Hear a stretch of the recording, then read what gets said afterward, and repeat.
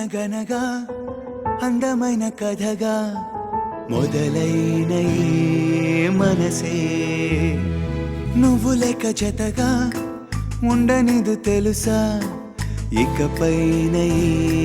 మదినే నిమిషమైన నేనుగా లేనే కరుగుతుంటే కలలెన్నెన్నో